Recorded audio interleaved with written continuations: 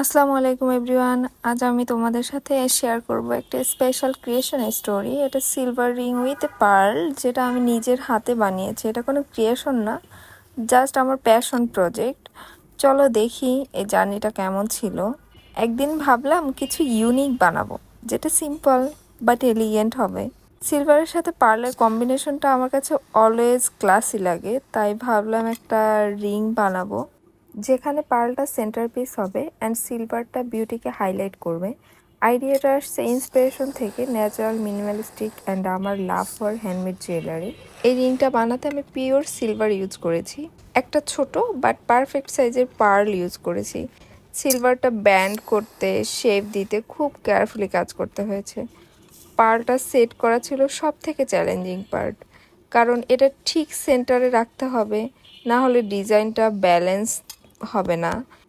আমি অনেক চেষ্টা করেছি চারটা পিলারের মতো দিয়ে রিংয়ের পার্লটাকে সেট করার, কিন্তু আমি এই জিনিসটা কোনোভাবেই পারছিলাম না।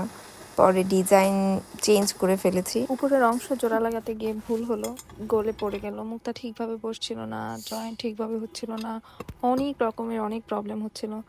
তাই আবার পরিষ্কার করে সাইজ ছোট করে নিলাম। একটু ঝামেলা হলো, নিজের হাতে বানানোর জিনিস এমনটা হবেই, আর প্রথমবার বানাচ্ছি।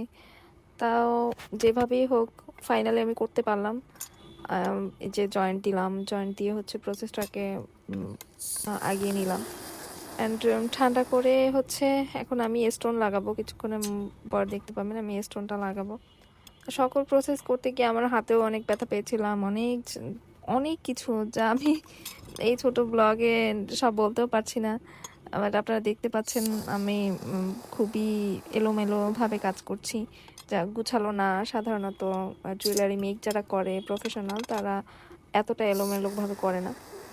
তা আমি ডিজাইনের জন্য উপরে পালটা যেন আটকে থাকে, তাই একটা জাস্ট প্লেটের মতো করে বাঁকিয়ে দিয়ে রেখেছি। আমি স্ট্যান্ডগুলো দিতে পারছি না, তো তাই সো এভাবেই আমি একটা রিং বানালাম আমার মতো করে। কিছুই না, রূপোর তারকে দুইটা সার্কেল করলাম, ছোট একটা, বড় একটা, আমার হাতের শেপের একটা, পার্লের শেপে। আর পার্লটা যেন ধরে রাখতে পারে সেজন্য আমি উপরে একটা সিলভার ওয়্যার দিয়ে দিলাম। That's it. এই যে আমার রিং, অ্যান্ড এর ভিতরে আমি পার্ল ঢুকালেই হয়ে যাবে। এই যে দেখেন ফাইনাল লুক। রিংয়ের মধ্যে পার্লটা অ্যাডজাস্ট করছি অ্যান্ড আমি বারবারই ফেল হচ্ছিলাম। তো ফাইনালি রিংয়ের মধ্যে পার্লটা সেট হচ্ছিল না, তাই পড়ে গিয়েছিল। পলিশ করার পরে সেট করতে পারলাম। এই যে ফাইনাল লুক। ভালো লাগলে বলবেন আমি এরকম ব্লগ আপনাদের সামনে আর আনবো কিনা। ধন্যবাদ সবাইকে।